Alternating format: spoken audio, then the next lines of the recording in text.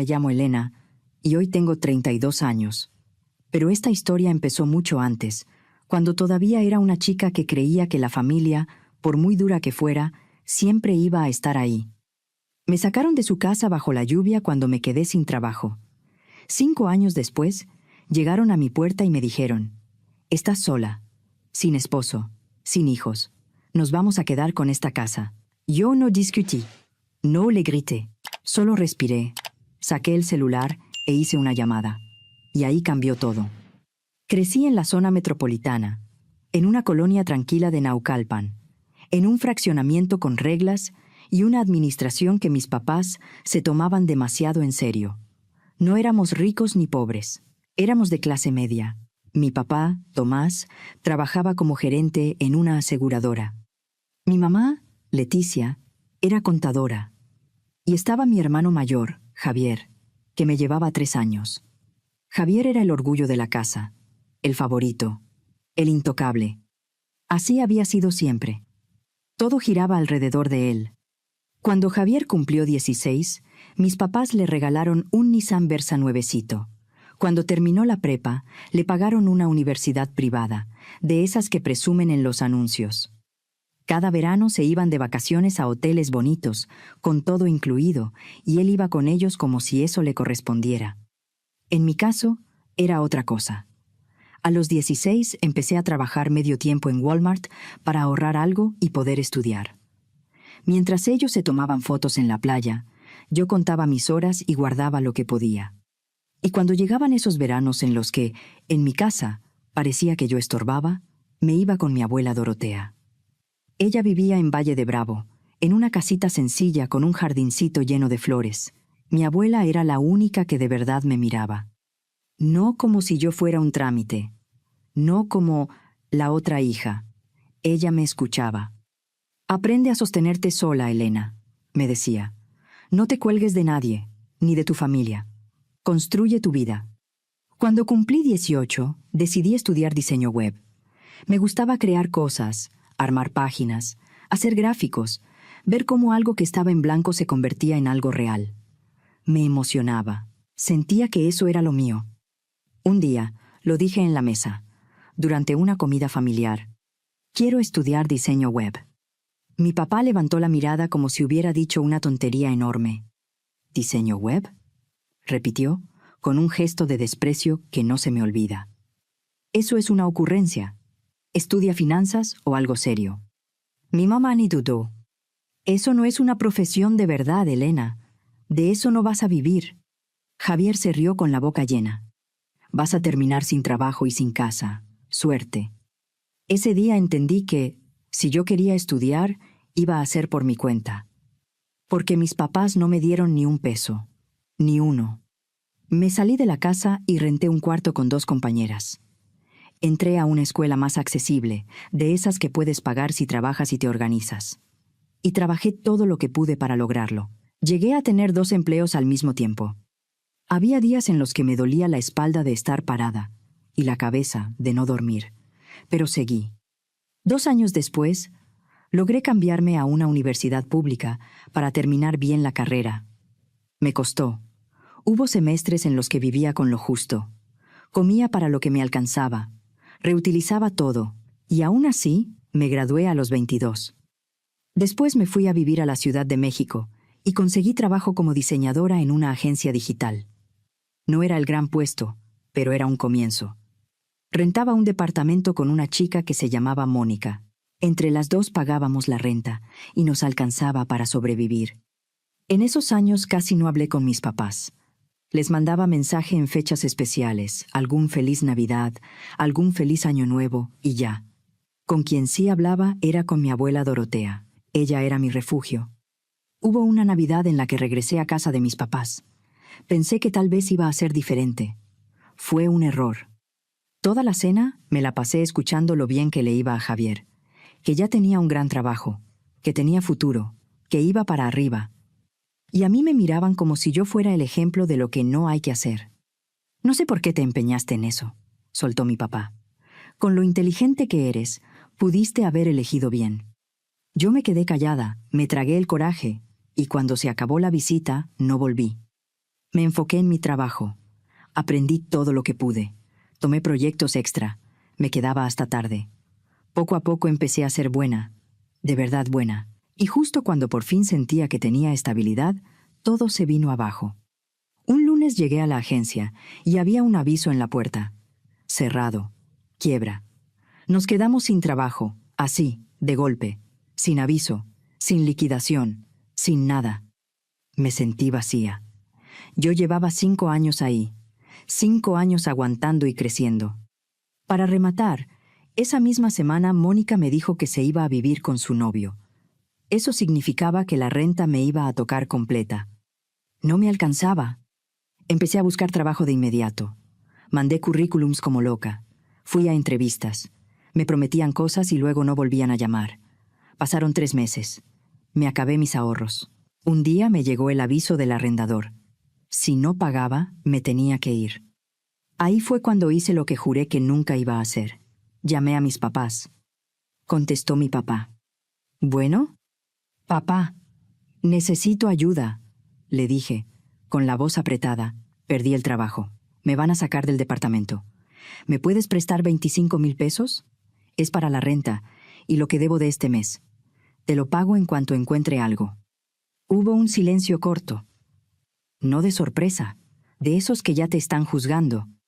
Esas son las consecuencias de tus decisiones, dijo él frío. Por favor, le dije. De verdad no tengo a dónde ir. No podemos ayudarte, soltó. ¿Por qué no? Es solo para librar este mes, insistí, ya desesperada.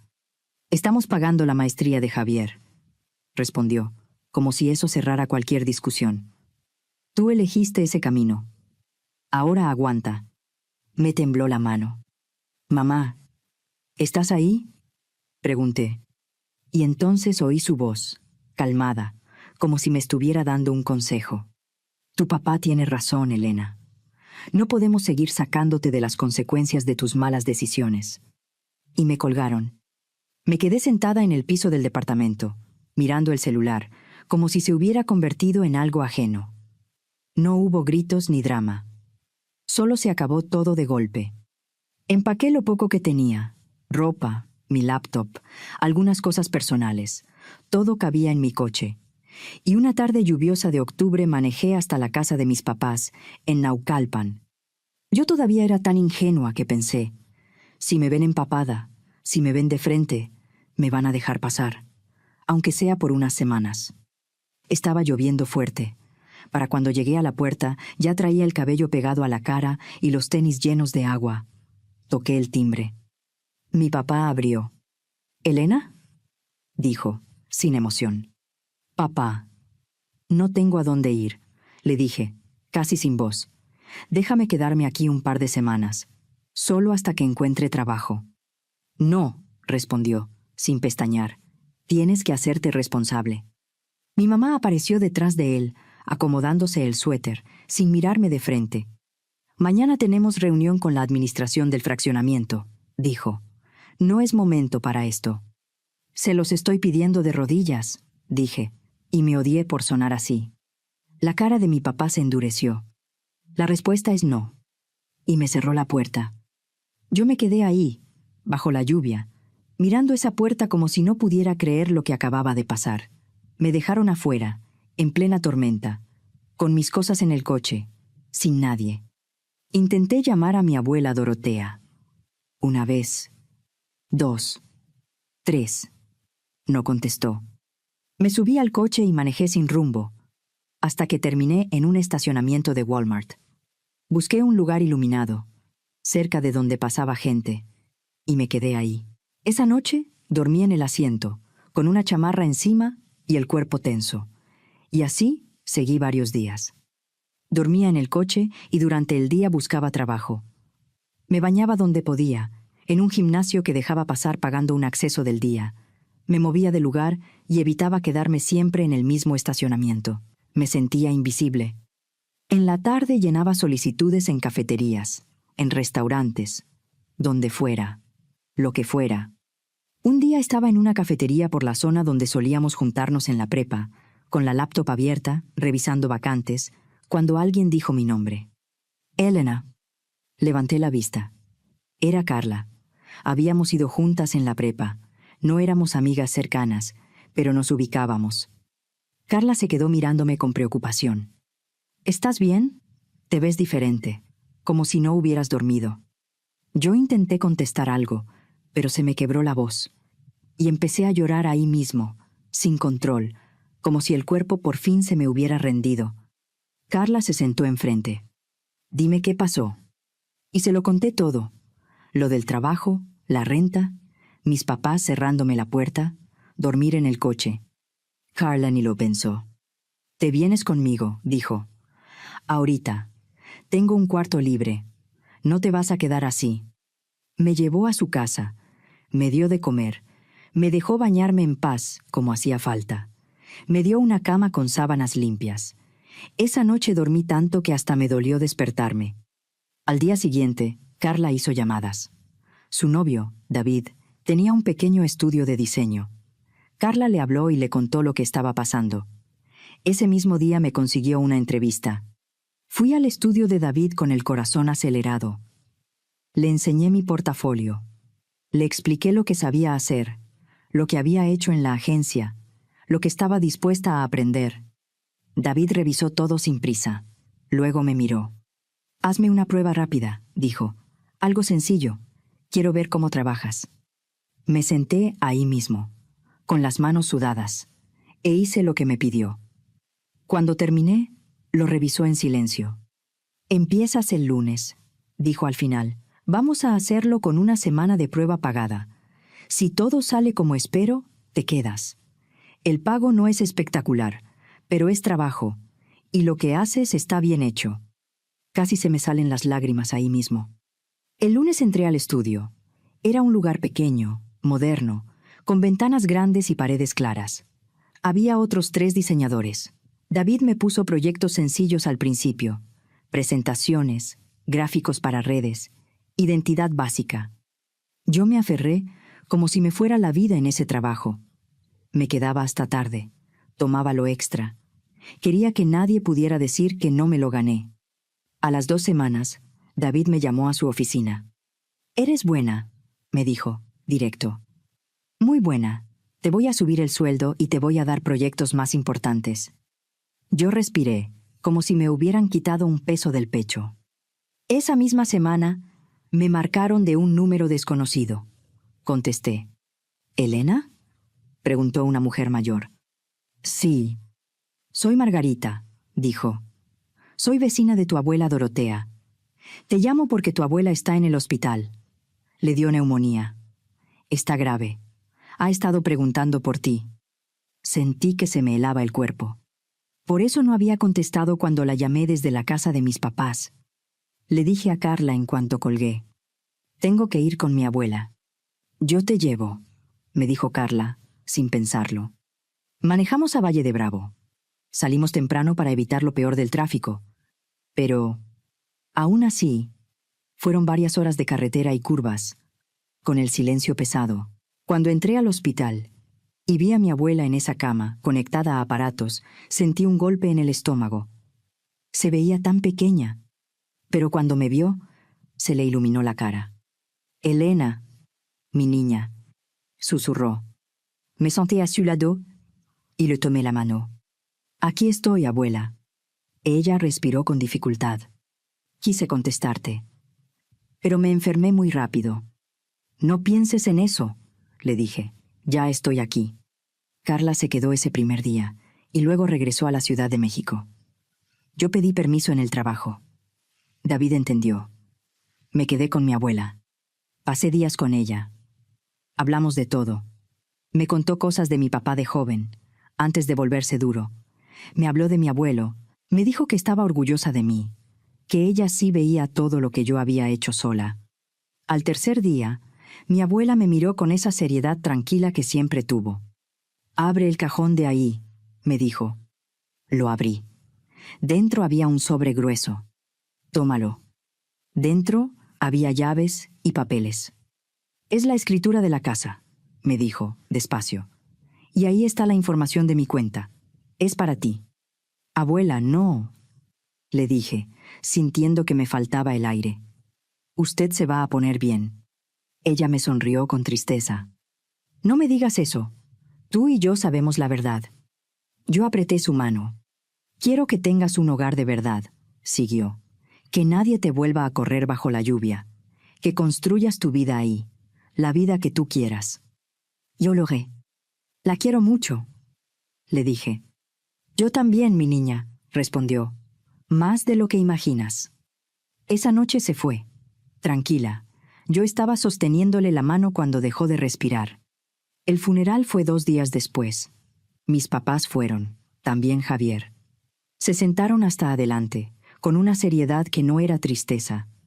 Era incomodidad, como si estuvieran perdiendo el tiempo. Después del funeral, el abogado de mi abuela citó a todos para leer el testamento. Nos sentamos en una sala pequeña. El abogado abrió el documento y leyó con voz firme. «A mi nieta Elena le dejo mi casa en Valle de Bravo, con todo lo que hay dentro, y mi cuenta de ahorros, que actualmente tiene aproximadamente 800,000 pesos». La sala quedó en silencio. Mi papá se paró de golpe, rojo de coraje. «Esto no puede ser», soltó. «Esa propiedad debería ser de nosotros. Es de la familia». Mi mamá alzó la voz, ofendida. «Dorotea era mi madre. Yo soy su hija. Esa casa me corresponde». El abogado no se inmutó. «El testamento es legal y es válido». Mi papá me señaló como si yo hubiera hecho algo sucio. «Seguro la manipulaste. Le llenaste la cabeza». Yo lo miré y sentí una calma rara. «Yo la visité», dije bajito. «Eso fue todo. Ustedes nunca fueron». Javier también se levantó. «No es justo. Ese dinero nos hace más falta a nosotros». El abogado cerró la carpeta. «El testamento se mantiene». Esta reunión terminó. Mi familia se fue de ahí furiosa, azotando la puerta. 2 semanas después, me mudé a la casa de mi abuela, en Valle de Bravo. Era vieja y necesitaba muchos arreglos, pero era mía. Por primera vez en mi vida, algo era mío de verdad. Me puse a renovarla poco a poco, con lo que iba ganando y con lo que mi abuela dejó para empezar. Pinté los cuartos con colores que a ella le habrían gustado. Arreglé la plomería. Revisé la instalación eléctrica. Restauré el piso. Limpié el jardín y sembré flores como las que ella cuidaba.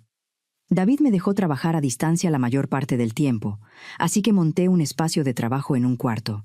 Y además, empecé a buscar clientes por mi cuenta. De día hacía proyectos del estudio. De noche tomaba trabajos extra. Uno de mis primeros clientes fue Rodrigo Andrade, dueño de una librería en el centro del pueblo. Lo conocí porque fui a comprar libros y terminamos hablando de diseño. Me contrató para renovar la imagen del negocio. Luego llegaron más. La gente me fue recomendando. Se corrió la voz. 1 año después, registré formalmente mi propio estudio, Horizonte Creativo. Me especialicé en identidad e imagen de marca para negocios pequeños. Trabajaba muchísimo, pero por primera vez no me pesaba. Era mi sueño. Pasaron 5 años desde que me mudé a esa casa. La casa ya estaba completamente renovada. Convertí el garaje de mi abuela en una oficina profesional. Contraté a 3 personas. Teníamos clientes fijos, ingresos constantes y un ritmo que ya no era de sobrevivir, sino de crecer. Y Rodrigo y yo nos hicimos cercanos. Lo que empezó como algo de trabajo se convirtió en amistad y luego en algo más. Con el tiempo, él se fue quedando cada vez más días conmigo, hasta que ya vivíamos juntos entre Valle y la ciudad, según el trabajo. Teníamos 1 año de relación formal. Yo era feliz, de verdad. Tenía un hogar, una empresa que construí con mis manos y gente que sí me quería. Un día, sin aviso, me llegó un mensaje de Javier. No hablábamos desde la disputa por el testamento. «Hola, Elena. Me enteré de que te está yendo muy bien. Me gustaría reconectar. Somos familia. ¿Podemos hablar?» Me quedé viendo el mensaje un buen rato. No confiaba en él. Pero, al final, me ganó la curiosidad. Le marqué. «Javier, ¿qué quieres?», le dije, sin rodeos. Su voz sonó amable. «Demasiado amable. Solo quiero hablar. He estado pensando en la familia, en lo importante que es. Quiero ir a verte, conocer tu casa. Algo olía mal, pero acepté con una condición. Una visita. El sábado en la tarde. Unas horas y ya. Perfecto, dijo. Voy con mis papás también. Antes de que pudiera decir que no, colgó. Al día siguiente me llamó mi mamá. Elena, mi niña, dijo con una voz dulce que casi parecía otra persona. Javier me dijo que vamos a verte. Me muero por ver cómo dejaste la casa de tu abuela. Es mi casa, le dije, seca. Claro, claro, respondió rápido. Solo digo que qué bonito que la arreglaste. La familia es lo más importante, ¿no crees? Nos vemos el sábado, dije. Y colgué. El sábado llegaron. Mis papás y Javier. Se bajaron del coche y entraron como si tuvieran derecho. Caminaron despacio por toda la casa, mirando la cocina renovada, el piso restaurado, el jardín, la oficina en el garaje. Nos sentamos a almorzar. Yo había preparado tortas sencillas y una ensalada. No era un banquete, era una visita, y eso ya había quedado claro. Hicimos plática ligera como 20 minutos. Y luego mi papá soltó la frase. Elena, esta casa es demasiado grande para una sola persona, dijo, como si estuviera preocupado. ¿No se te hace un desperdicio? Yo lo miré. A mí me gusta tener espacio. Mi mamá se inclinó, como si estuviera explicando algo obvio. Lo que tu papá quiere decir es que creemos que deberíamos vivir aquí contigo. Yo dejé la torta en el plato. ¿Cómo que vivir aquí? Somos familia, dijo Javier, y tú tienes espacio de sobra. No, respondí de inmediato. No. Mi papá levantó la mano. Escúchanos. Javier puede instalarse en tu oficina del garaje y trabajar desde ahí. Tu mamá y yo nos quedamos con el cuarto principal. Tú usas uno de los cuartos pequeños. Sentí que me subía el calor a la cara. ¿De qué están hablando? Esta es mi casa. Somos familia, repitió mi mamá, como si eso lo justificara todo. Además, esa casa no debería quedarse en manos de una sola persona. Es de la familia. Ah, familia, dije, y la voz me salió más fuerte. Como cuando yo dormía en mi coche y ustedes me cerraron la puerta. Mi papá frunció el ceño. Eso fue diferente. ¿Diferente cómo? Le exigí. Cuando les pedí 25,000 pesos y me colgaron, ¿eso también fue diferente? Mi mamá se acomodó el collar, nerviosa. Teníamos nuestras razones. Yo me levanté. Sálganse de mi casa. Ahorita. El rostro de mi papá se puso rojo. Estás cometiendo un error enorme. Fuera. Repetí, señalando la puerta. Javier también se paró, con una sonrisa apretada. «¿Te vas a arrepentir?» Yo lo miré de arriba abajo. «Lo dudo». Se fueron, pero la mirada de mi papá me dejó claro que no lo iban a soltar así. 3 semanas después de esa visita, Rodrigo y yo nos fuimos a un congreso de diseño y mercadotecnia en Querétaro. Era un evento de 3 días. Lo habíamos esperado por meses. Llegamos al hotel, asistimos al primer día y todo iba bien. El segundo día, cerca del mediodía, me llegó un mensaje de Margarita, la vecina de mi abuela. «Elena, hay gente en tu casa. Los vi metiendo cosas. Solo quería avisarte». Se me cayó el estómago. Abrí la aplicación de mis cámaras de seguridad y revisé en vivo. Ahí estaba mi papá en la puerta trasera, con herramientas en la mano. Lo vi forzando la cerradura. Luego vi a mi mamá y a Javier entrando con cajas y maletas. Se estaban metiendo a mi casa. Le marqué a Javier con las manos temblando. «¿Qué estás haciendo?» Le solté cuando contestó. «Nos estamos instalando», dijo, calmado. «Esta es una casa familiar. Tenemos derecho». «Se metieron a la fuerza», dije, casi sin aire. «Eso es un delito». «No exageres», contestó. «Y si intentas sacarnos, vamos a pelear el testamento. Vamos a decir que la abuela no estaba bien cuando lo firmó». «Estás mintiendo», le dije. «Inténtalo», respondió. «Esa casa debió ser nuestra desde el principio. Solo estamos tomando lo que es nuestro. Y me colgó. Rodrigo me vio la cara. Nos regresamos ya, le dije.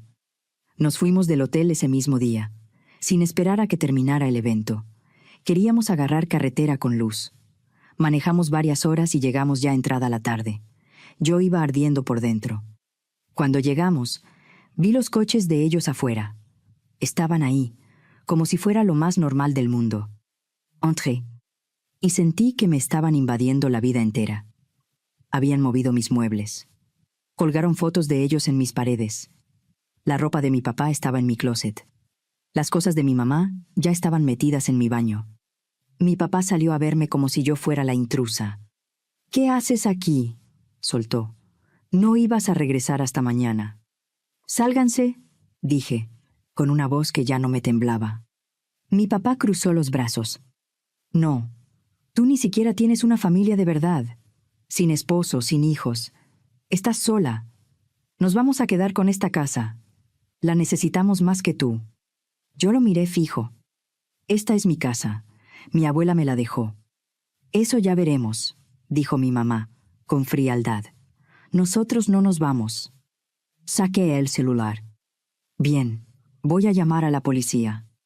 Mi papá soltó una risa corta. «Llámales. Vamos a decir que somos tu familia y que nos invitaste».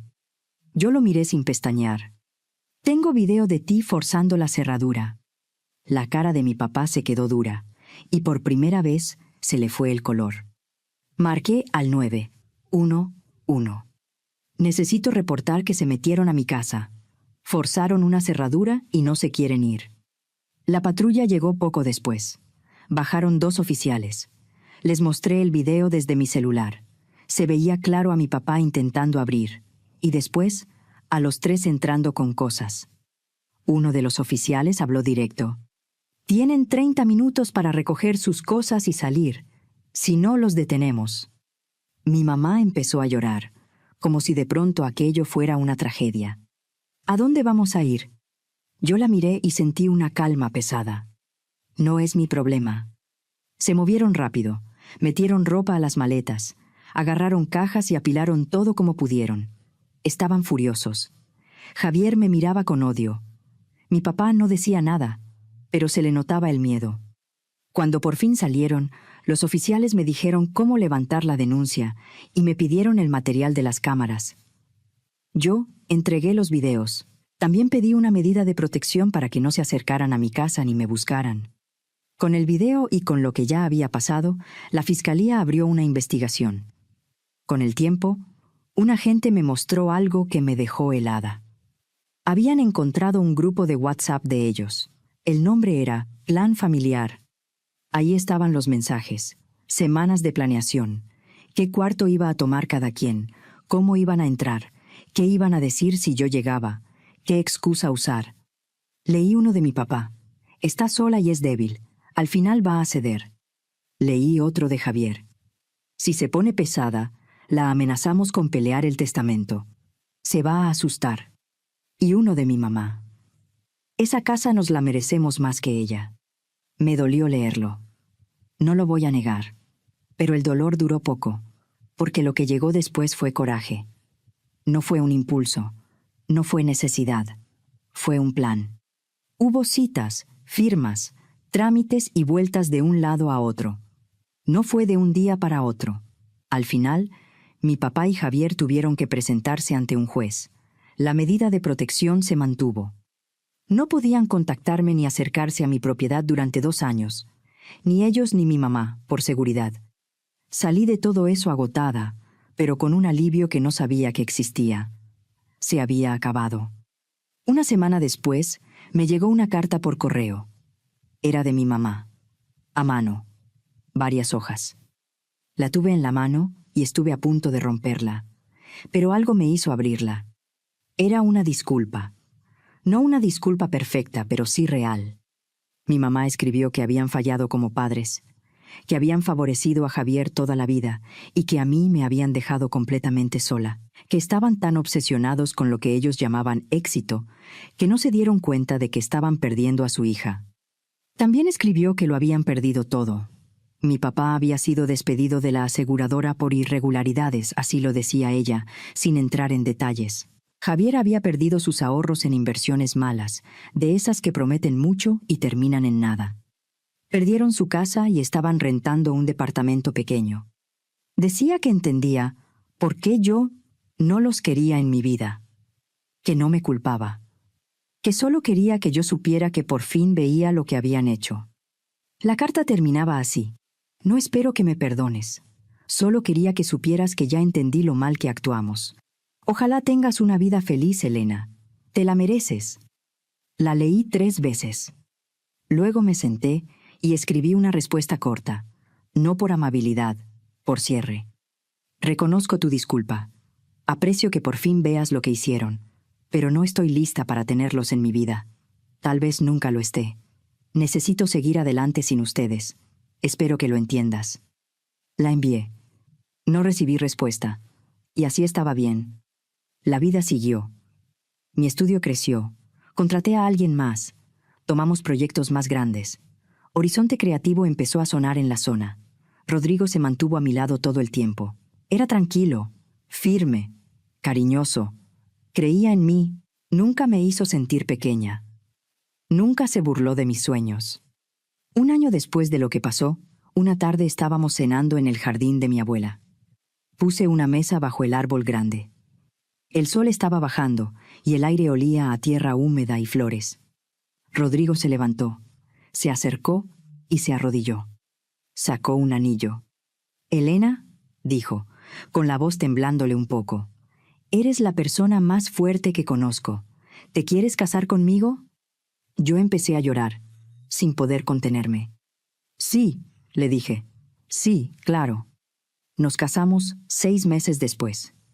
Algo pequeño, en el jardín, con amigos cercanos, sin familia.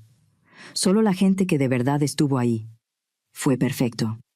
Por amigos en común, de vez en cuando me enteraba de cosas de mi familia. Mi papá empezó a tomar demasiado después de todo.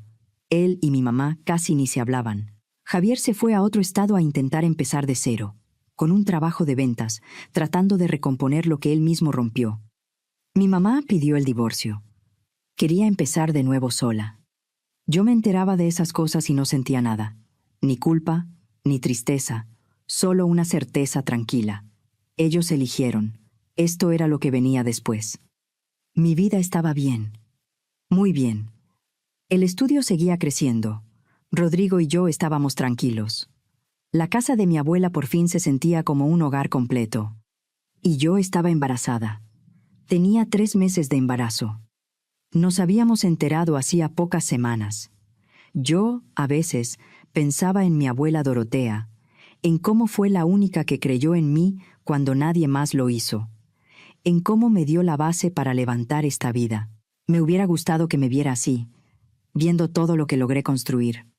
Estoy segura de que habría estado orgullosa. Un domingo en la tarde yo estaba en el jardín, acomodando unas plantas nuevas en los mismos espacios donde mi abuela ponía sus flores favoritas. Rodrigo estaba adentro preparando algo de comer. Me entró una llamada de un número desconocido. Estuve a punto de no contestar, pero contesté. «¿Elena?», dijo una voz que reconocí de inmediato. Era mi mamá. La medida de protección había vencido el mes anterior. «Solo quería decirte algo», dijo ella, con voz suave. «Me enteré de que te casaste y de que vas a tener un bebé». Yo no dije nada. «No te estoy pidiendo estar en tu vida», siguió rápido. «Sé que no tengo derecho. Solo quería que supieras que estoy orgullosa. Hiciste algo bonito desde cero. Vas a ser una gran mamá». Yo sentí un nudo en la garganta. «Gracias», dije bajito. «También quería dejarte algo claro», agregó, y se escuchó un respiro del otro lado. «Si alguna vez necesitas ayuda económica, sin condiciones, sin aparecer, sin exigir nada, dímelo. No para comprar tu perdón, sino solo para reparar, aunque sea tarde». Yo cerré los ojos. «No hace falta», dije, con honestidad, «pero gracias por decirlo así». «Eso era todo», respondió. «Cuídate, Elena». Y colgó. Me quedé ahí, en el jardín, con el celular en la mano. Una parte de mí se sintió triste. Triste por lo que pudo haber sido si mis papás hubieran sido otros, pero sobre todo sentí gratitud por Rodrigo, por mi bebé, por la casa, por mi trabajo, por la vida que construí sin que nadie me la regalara. Guardé el celular y volví a la tierra, a las flores, a mi realidad. Esta era mi vida ahora, mi hogar, mi familia, mi futuro, todo lo que me gané, todo lo que merecía. Y sí, era feliz.